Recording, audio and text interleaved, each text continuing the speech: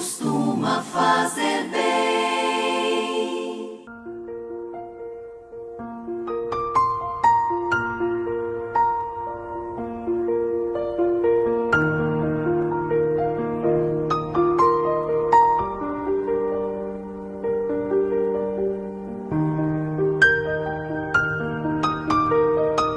Olá, tudo bem com você? Que a paz seja convosco. Seja muito bem-vindo mais uma vez ao nosso canal DEBQ, Palavra de Vida para você, onde nós estudamos assuntos referentes à nossa escola bíblica dominical. Neste segundo trimestre de 2021, estamos estudando a revista Dons Espirituais e Ministeriais, servindo a Deus e aos homens com poder extraordinário. Nesta oportunidade, estaremos estudando a lição de número 10, cujo tema é o ministério de mestre ou doutor. Fique comigo, eu sou o professor Edson e juntos nós estaremos aqui adentrando aos assuntos pertinentes a esta maravilhosa lição. Amém? Então, irmãos, aqui já sem mais delongas, nós estamos aqui trazendo aos irmãos o texto áureo. O texto áureo se encontra lá em Romanos, capítulo 12, versos 6 e 7, que também faz parte, irmãos, da nossa leitura bíblica, ao qual nós traremos daqui a pouquinho. Romanos 12, verso 6 diz o seguinte: de modo que, tendo diferentes dons, segundo a graça que nos é dada, se é profecia, seja ela segundo a medida da fé. O verso 7, se é ministério, seja em ministrar, e se é ensinar, haja dedicação ao ensino. Nós estaremos estudando nesta lição o quanto é importante este dom de mestre ou doutor. Por quê? Porque entendemos, que o dom de mestre ou doutor, ele é um dom vocacionado, a pessoas vocacionadas ao ensino. E Paulo vem nos dizendo, se é para ensinar, que haja dedicação, ou seja, que haja tempo empenhado no ensino. Amém? Temos como verdade prática, irmãos, os vocacionados por Deus para o ministério do ensino são por ele chamados para edificar a igreja de Cristo. Aqui essa palavra vocação, vocacionados, ela vem, do latim, que significa chamado, ou seja, é algo, irmãos, que já nasce com a pessoa, ou seja, uma habilidade inata da pessoa, que ela já tem em si, que ela tem essa confirmação, que ela sabe. Sou suspeito até a falar, porque Deus me levantou nessa área de ensino. É algo, irmãos, que só quem tem pode explicar, é algo assim que nasce com a gente, que está enraizado, intrínseco na gente. E aí, isso até para a nossa vida secular, pela misericórdia de Deus, tenho aí a minha formação, o meu estudo acadêmico, a minha preparação intelectual, que nós iremos tratar na lição de hoje, mas também pela graça e misericórdia do Senhor, exerço essa função, essa profissão de professor, de instrutor, E nós sentimos, irmãos, dentro, no coração, que é nosso, que é nato, que Deus nos deu, que Deus nos capacitou e que Ele continua. E no contexto de que haja dedicação, é sempre um aprendizado, irmãos. Nós vamos ver, e comentarei nos tópicos seguintes, que quanto mais nós ensinamos, mais nós aprendemos, Aquele que não senta para aprender, não pode se levantar para ensinar. É um aprendizado contínuo. Amém? Caminhando então aqui, irmãos, para a nossa leitura bíblica. Como eu disse aos irmãos, um texto está lá em Mateus capítulo 7, versos 28 e 29. Também em Atos capítulo 13, verso 1. Também em Romanos, como está o nosso texto áureo, Romanos capítulo 12, versos 6 e 7. E também em Tiago capítulo 3, no verso de número 1. Temos como objetivo geral para esta lição de hoje retratar a missão do ministério de mestre. Lembrando aos irmãos que para cada tópico que nós estaremos estudando, nós temos os nossos objetivos específicos, ao qual eu cito e também deixo postado aos irmãos aqui no vídeo. Amém? Então, irmãos, caminhando para a nossa introdução. O ministério do ensino da palavra é primordial para a igreja exercer o discernimento no que tange ao tempo em que vive, ou seja, tanto cultural como teologia, como filosofia e etc. Tão importante é a função do mestre na igreja que as escrituras declaram quanto ele deve se esforçar intelectualmente para exercer tão nobre tarefa. Referência bíblica, Romanos capítulo 12, no verso de número 7, né? E também 1 Timóteo capítulo 4, no versículo de número 13. É uma tarefa, irmãos, importante e indispensável que exige muito de quem a desempenha. Ainda podemos dizer nessa introdução que quando o crente é ensinado a estudar a Bíblia para compreender o mundo e a cultura bíblica, relacioná-la com o mundo do século XXI e aplicá-la à vida das pessoas de maneira competente, o risco de sofrermos um engano é amenizado. Amém? Então aqui, irmãos, nessa parte de introdução, nós podemos entender que o ponto central da nossa lição de hoje será: o dom ministerial de mestre é uma capacitação do Espírito Santo. Disse aos irmãos que é algo que está nato, né? É algo que já nasce conosco. E também expliquei aos irmãos que essa vocação para o ensino, essa palavra vocação vem do latim chamado, ou seja, algo nato, do interior da pessoa. E isso não quer dizer que o Espírito Santo, ele nos capacita, porém, nós devemos fazer a nossa parte, o nosso estudo intelectual. Nós vamos ver o exemplo do apóstolo Paulo, que de maneira nenhuma, um homem estudado, um homem ali formado nas melhores escolas ali, e ele sabia, administrar tanto o lado intelectual de estudo dele, de formação, de conhecimento, formado ali nas escolas ali de Gamaliel, como também o lado espiritual. Devemos saber conceituar essas duas partes. Amém? Nós vamos estar comentando mais lá na parte de conclusão da nossa aula de hoje. Caminhando para o tópico de número 1, irmãos, que tem como tema Jesus, o mestre por excelência. Este tópico tem o seu subtópico, tem os seus subtópicos e tem também o seu objetivo específico, que é apresentar que Jesus, o mestre da Galileia, é mestre por excelência. Vamos então ao primeiro subtópico, o mestre da Galileia. Doutor incomparável. Olha só o que diz em Mateus capítulo 4, no verso 23. Quero dizer aos irmãos que nós sempre, como de costume, quem me acompanha sabe, trazemos muitas referências bíblicas aos irmãos, as que estão na revista e algumas até que não estão aqui na nossa revista, para que possamos ter um melhor entendimento. Olha o que diz então em Mateus. Percorria Jesus toda a Galileia, ensinando nas suas sinagogas e pregando o evangelho do reino. Olha só, irmãos, no ministério terreno, seus sermões, ensinos e discursos eram inflamados pelo amor às pessoas. Olha só, ele ensinava com autoridade, Mateus capítulo 7, verso 28 e 29.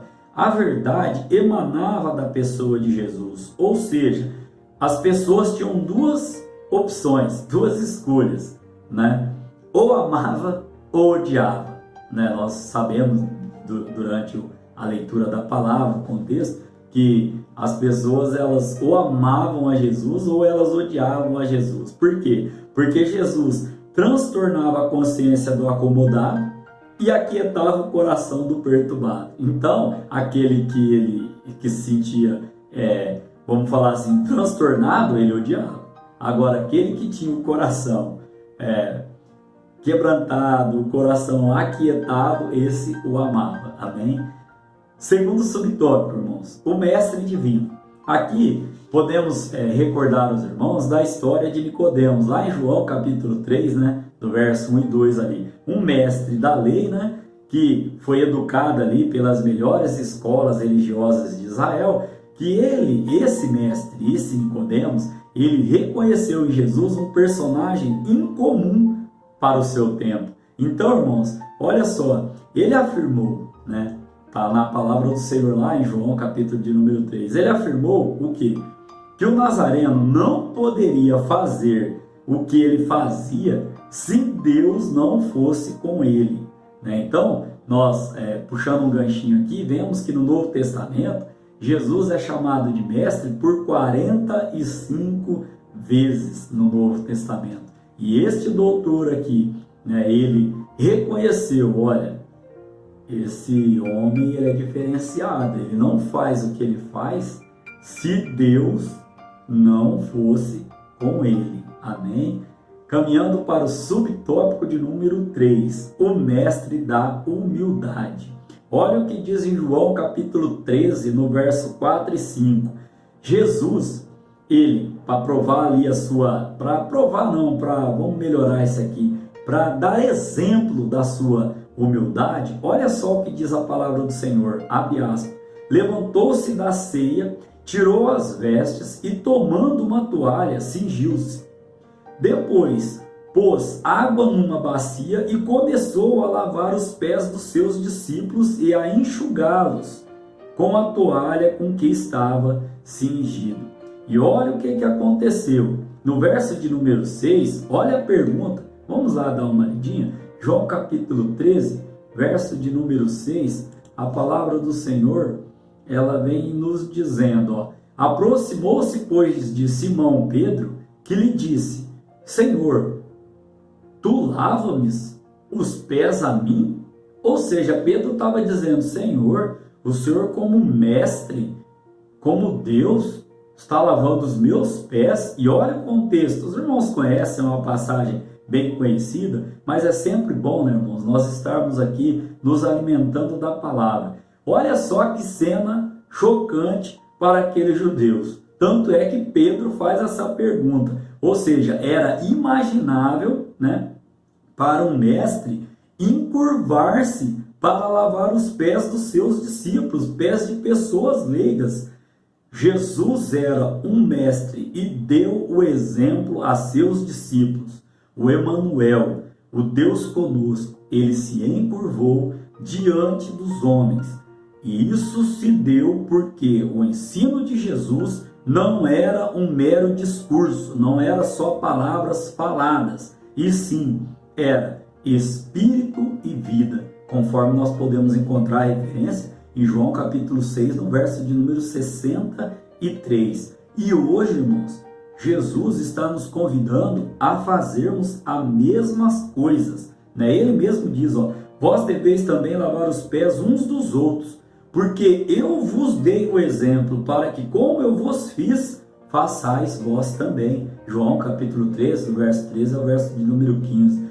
Qual é a síntese deste primeiro tópico? O que nós aprendemos neste primeiro tópico, irmãos? Nossa aula é uma aula bem prática, né? Bem sucinta, devido até ao tempo, para não se alongar muito, mas peço que os irmãos estejam buscando na palavra do Senhor as referências e que o Espírito Santo de Deus sempre continue falando, né, melhor aos vossos corações. Então, como síntese, irmãos, podemos tirar a lição que Jesus é o doutor incomparável, é o mestre da humildade e que, irmãos, ele é reconhecido no Novo Testamento como mestre divino, né? E também, irmãos, aprendemos aqui, ó, o mestre da Galileia, aprendemos também, irmãos, sobre o mestre divino, como já citei aos irmãos, o mestre da humildade, ou seja, Jesus, irmãos, é o nosso maior exemplo, exemplo em todas as coisas, como mestre, como doutor, como ensinador, pregava ensinando, ensinava pregando,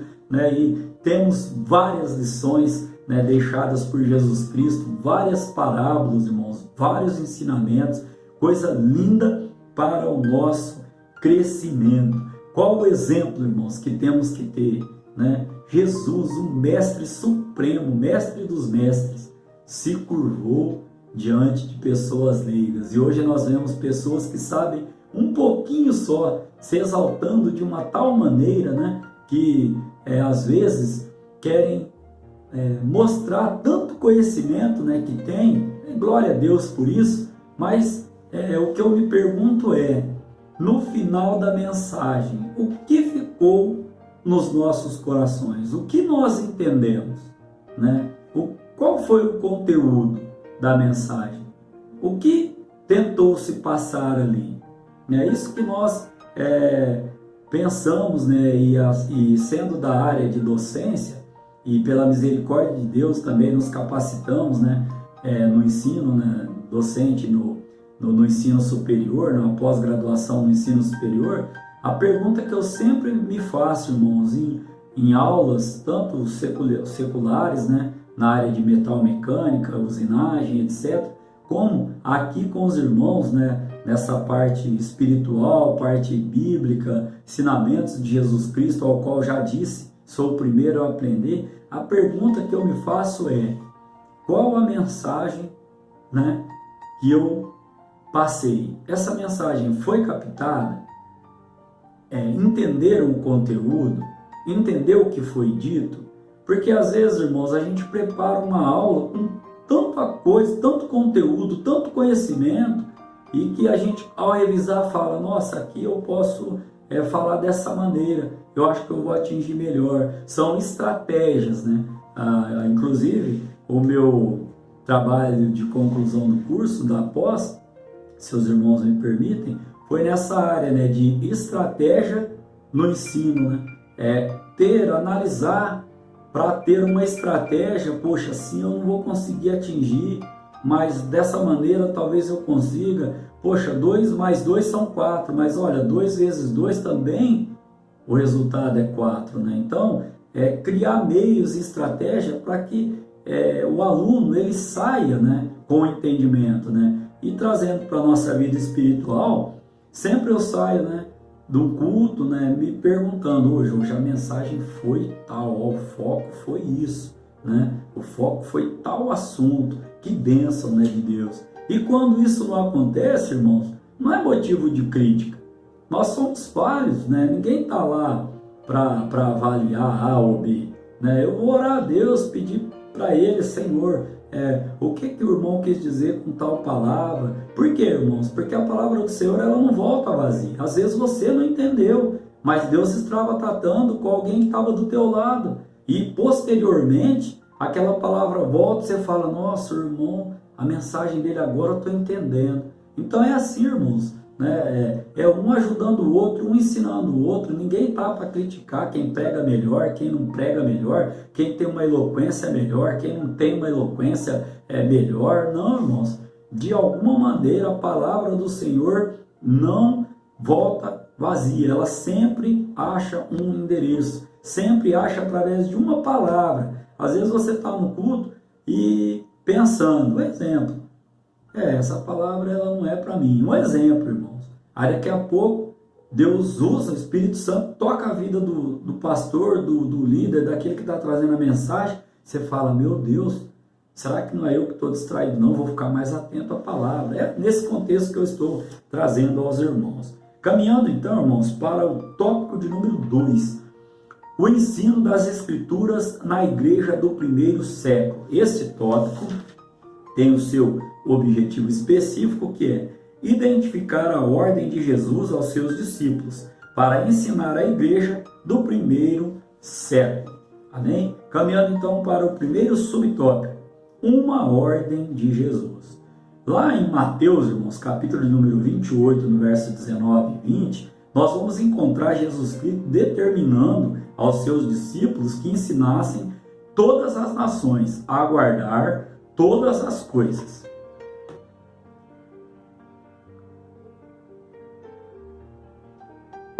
Bom, qual foi a determinação então? O livro de Atos registra a obediência dos primeiros apóstolos no cuidado de cumprir a determinação de Jesus. Após a descida do Espírito Santo, né, em Atos capítulo 2, verso 1 ao 6, o discurso de Pedro foi um verdadeiro ensino proferido no poder do Espírito Santo, conforme Atos também, né, capítulo 2, do verso 14 ao verso de número 40. Então podemos entender que esse dom é uma capacitação sobrenatural do Espírito Santo de Deus. Isso não significa, porém, que devemos descuidar de nossa formação intelectual, pois o preparo para o ensino passa pela capacidade de aprender para posteriormente ensinar. Aqui, irmãos, eu disse aos irmãos sem pretensão nenhuma ou presunção nenhuma da minha formação. Por quê? Porque eu avalio assim, irmãos, e é bíblico, nós estamos estudando a palavra do Senhor. Como nós podemos ensinar sobre determinado assunto se nós não aprendemos mais a fundo com os mestres? Por exemplo, como eu vou falar sobre a composição do aço, a composição do ferro fundido, como eu vou falar sobre as propriedades mecânicas do aço, como eu vou falar sobre o material, a sinterização de uma pastilha, qual o material que tem, um aço rápido, a usinagem, uma máquina computadorizada, como eu vou poder falar sobre um assunto ao qual eu não sentei para aprender, para ler, para estudar a respeito desse assunto? Então, defendo, né, sim, e com base bíblica, sobre a nossa capacitação intelectual. E se ela se deve também para o campo secular, por que não para o campo espiritual? Ô, coisa linda, irmãos, em minha opinião, é você ver uma mensagem rica em conhecimentos culturais da época, palavras, por exemplo, quando Jesus disse ali a Maria, sua mãe, naquela festa, primeiro milagre ali em Caná da Galileia, em João capítulo 2, quando ele fala assim, o que tenho eu contigo, mulher? Aí você vê na nossa tradução que mulher, um termo forte que Jesus estava usando. Aí você vai para o grego, koine, significa senhora. Quer dizer, enriquece, irmãos, você entende aquele contexto ali, né? E vários outros exemplos, né, que nós podemos entender o que significa, buscando esse conhecimento. Nós estaremos aqui trazendo, né, até o final da conclusão da revista, esse assunto, né, do estudar, do se preparar intelectualmente, né, do ter o conhecimento. Não que isso, irmão, só isso seja necessário, não, mas você busca o conhecimento intelectual, o seu preparo, e Deus, ele dá a capacidade, a graça, o poder no Espírito Santo, a autoridade, né, que Jesus ele tinha ali, para que nós possamos, irmão, com o mesmo Espírito, estar falando do amor dele, estar pregando a palavra, tendo uma resposta sábia a uma questão que nos é dada, por exemplo, entender, né, a hermenêutica, a exegese da Bíblia. Coisa linda, irmãos, né, essa parte de nos capacitarmos, né? Então, caminhando aqui, irmãos, para o subtópico de número 2, a doutrina dos apóstolos. O texto de Atos, capítulo de número 2, verso 42, informa-nos que os primeiros convertidos perseveravam na doutrina dos apóstolos e na comunhão e no partir do pão e nas orações. Aqui, irmãos, a doutrina dos apóstolos referida trata-se do conjunto de ensinos de Cristo, ministrados por eles de forma constante e eficaz para o crescimento integral dos novos crentes. Subtópico de número 3, ensinamento persistente. Os primeiros mestres das Escrituras foram os integrantes do Colégio Apostólico. Colégio Apostólico, irmãos, nós tivemos uma lição específica sobre eles lá na lição de número 6. Lição de número 6, só para recordar aos irmãos, né? Todas as aulas anteriores estão postadas, né, no meu canal, DBQ, Palavra de Vida para você. Também na minha página do Facebook e também no grupão da igreja. Os irmãos podem estar fazendo uso para estarem recordando quem foram, né, quem compunha esse colégio do apostólico, quais eram os requisitos, né, para que hoje nós possamos dizer sobre esse colégio apostólico e etc. Estão postadas as aulas, principalmente essa aula de número 6, que os irmãos vão encontrar uma definição melhor lá no meu canal no YouTube. Aqui então, irmãos, ó, a igreja começou nas casas, onde o ensino era ministrado a pequenos grupos nos lares. Depois, ó, Deus, né, havia preparado homens para ensinar e levantado doutores na igreja em Antioquia, lá em Atos capítulo número 3, verso número 1. E da mesma maneira, o Pai Celestial igualmente deseja levantar mestres em sua igreja. Vivemos dias, irmãos, em que este ministério nunca foi tão necessário. Pessoas vocacionadas, chamadas para ensinar a santa palavra de Deus.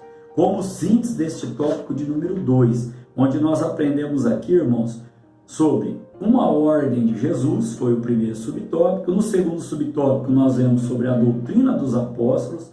No terceiro subtópico, falamos sobre o ensinamento persistente, trazendo então a síntese. O ensino na igreja do primeiro século foi ordenado por Jesus para os apóstolos ensinarem persistentemente. Amém? Caminhando para o tópico de número 3, cujo tema é a importância do dom ministerial de mestre. Este tópico também tem o seu objetivo específico, que é apontar a importância do dom ministerial de ensinador na igreja local. Vamos então ao primeiro subtópico, uma necessidade urgente da igreja. Para o ministério de ensino ser eficaz na igreja local, é preciso haver pessoas vocacionadas. Aqui, irmãos, eu já expliquei só para a gente recordar que essa palavra vocação é chamado, significa chamado em latim. Ou seja, já nasce com a pessoa.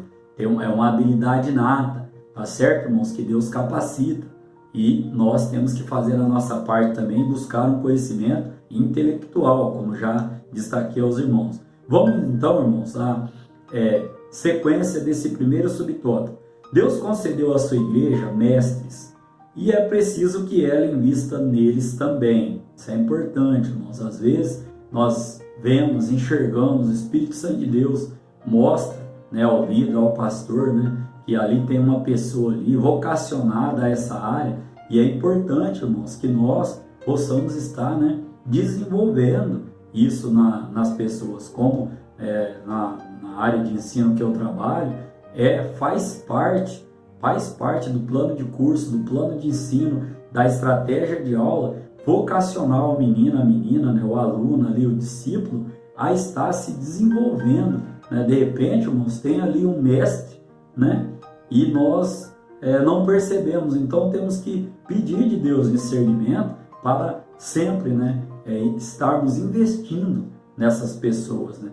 Esse dom do Senhor é para a igreja amadurecer em todas as dimensões da vida cristã, ao mesmo tempo em que desmascara os falsos ensinos, conforme Efésios capítulo 4, verso 14, também Oséias capítulo 4, do verso de número 6. Quanto mais nós aprendemos sobre a palavra do Senhor, menos enganados nós somos. Reconhecemos os falsos ensinos. Amém? Caminhando para o subtópico de número 2, a responsabilidade de um discipulado contínuo.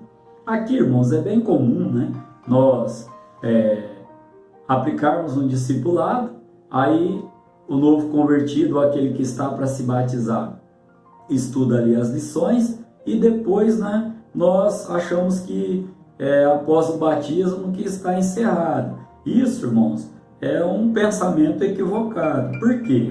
O Senhor Jesus chamou-nos para ser os seus discípulos por toda a vida. Por isso, quem ensina, instrui os crentes para a maturidade da fé. É um aprendizado diário, permanente e contínuo, tanto para quem é discipulado, quanto para quem está discipulando. Disse aos irmãos, né? Minha opinião, quanto mais eu ensino, mais eu aprendo. Isso é bênção, irmãos, né? Também podemos aplicar aqui que aquele que não senta para aprender, não pode se levantar para ensinar. Onde que está a humildade, né? Terceiro subtópico, requisitos necessários ao mestre. Vamos então aqui trazer pelo menos 4, né, desses requisitos. A igreja precisa, né, apresentaremos alguns requisitos importantes para a igreja reconhecer pessoas com o dom ministerial de mestre em nossa época. Então vamos ao primeiro. Salvo em Cristo. Não pode haver dúvidas quanto à própria experiência salvífica por parte do vocacionado para o ministério do ensino, conforme 2 Timóteo capítulo 2, do verso 10 ao 13. Né? Segundo, o hábito de ler. Aqui, irmãos, é complicado. Por quê? Se você for fazer a leitura de qualquer livro que seja, procurar uma posição confortável para ler, deitado, com o travesseirão atrás da cabeça, tranquilo, irmãos, quantas páginas você vai ler? Então, o primeiro ponto para você ler, criar o hábito de ler, é estar em uma posição, no mínimo, desconfortável, ou de pé, sei lá, sentado. Agora, deitado, de boa, logo você vai dormir, não vai ler nada. Então, no nosso país, esse hábito de leitura é um problema cultural, não é de hoje. As pessoas não gostam de ler. Às vezes você pode prestar atenção, você manda um zap explicando o que você quer que a pessoa ali entenda, vamos falar assim. Aí logo embaixo ela manda para você, olha, mas me faz algo, ó, eu não fiz isso ou não fiz aquilo. Aí você fala, puxa vida, eu acabei de explicar em cima, ou seja, dá a entender que ela nem leu o que você mandou.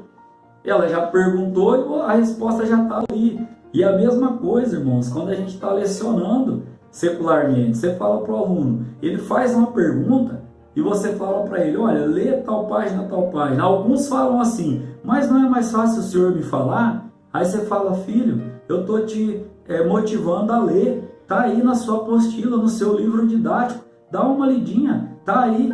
Aí ele lê e olha para você e fala, não entendi. Tudo bem, então agora vamos explicar, mas pelo menos você já leu. Então aqui, irmãos, ó, como nós vamos ensinar se nós não lermos? E para você ler, você está fazendo um investimento intelectual. Então, irmãos, eu sou, biblicamente, a favor do preparo intelectual. Como você vai querer ensinar se você não leu, não estudou aquele assunto? Olha só então, o hábito da leitura era levado a sério no ministério do apóstolo Paulo. Isso lá em 1 Timóteo capítulo 4, verso 13, também 2 Timóteo capítulo 4, verso 13 também. Olha só. Então, irmãos, terceiro ponto aqui, ó, preparo intelectual. A Bíblia é o instrumento de trabalho do ensinador cristão. O mestre deve compreender o mundo da Bíblia, ou seja, suas questões culturais, linguísticas, como disse aos irmãos, saber conhecer ali, irmãos, a exegética, né, da palavra do Senhor, para não fazer apelações fantasiosas, né? Nós temos que ter o conhecimento para quem foi falado, que época que foi falado, por que foi falado, e trazer isso para a nossa aplicação pessoal, amém? E um quarto ponto aqui, que estamos tratando aqui, né, de como a igreja, né, vai reconhecer na nossa época, né, essa questão aqui de requisitos necessários aí para o mestre, segundo a nossa revista. Um quarto ponto, um coração em chamas. Precisamos alcançar as mentes e os corações dos nossos dias. E isso apenas será possível quando tivermos obreiros com uma mente bem preparada e conectada a um coração em chamas e apaixonado por Jesus. Referência a Atos dos Apóstolos, capítulo 3, do verso 12 ao verso de número 26. Como síntese deste tópico de número 3, irmãos, onde nós aprendemos sobre a necessidade urgente da igreja de ter mestres, Também aprendemos sobre a responsabilidade de um discipulado contínuo. Também aprendemos sobre alguns requisitos necessários aos mestres. Amém? Então podemos dizer que o dom ministerial de mestre é uma necessidade para a igreja local e uma responsabilidade para um discipulado permanente. Como conclusão da nossa aula de hoje, é preciso desfazer a ideia propagada ao longo de décadas acerca do preparo intelectual do crente. O que está querendo dizer aqui a nossa conclusão? Que por muito tempo, muita gente disse que não preciso estudar, né? Deus me dá, Deus me capacita. Irmãos, tem duas linhas, né? Sim, Deus capacita, mas olha só, se a gente for pensar que o estudar intelectualmente vai esfriar alguém na fé, vamos pegar, como disse lá no início da aula, o exemplo do apóstolo Paulo. Paulo seria o mais frio, então, dos apóstolos do Novo Testamento. Por quê? Porque ele era um obreiro, o mais bem preparado. Lá em Atos capítulo 17, verso 15 ao 34, e Tito capítulo 1, verso 12, os irmãos vão encontrar essa referência. E muito pelo contrário, como disse aos irmãos no início da aula, Paulo, ele soube conjugar preparo intelectual e poder do alto. Então, irmãos, nós podemos também estudar, nos prepararmos intelectualmente e buscar poder do alto para aplicar, segundo o Espírito Santo de Deus, o conhecimento que ele nos deu, que ele nos capacitou. Então aqui, irmãos, precisamos de homens cheios do Espírito Santo de Deus, mas do mesmo modo com a mente iluminada para responder com mansidão e temor à razão da nossa esperança, que é Cristo Jesus. Amém? Que Deus continue falando melhor ao vosso coração. Querendo Ele, Deus, nós estaremos aqui, irmãos, para estudarmos a lição de número 11, que vai ter como tema o presbítero, bispo ou ancião. Esta é a lição, de número 11, que, querendo Deus, estaremos estudando na próxima semana. Que Deus e Cristo Jesus continue vos abençoando. Não importa se não vem como esperava, orar costuma fazer bem, orar costuma fazer bem.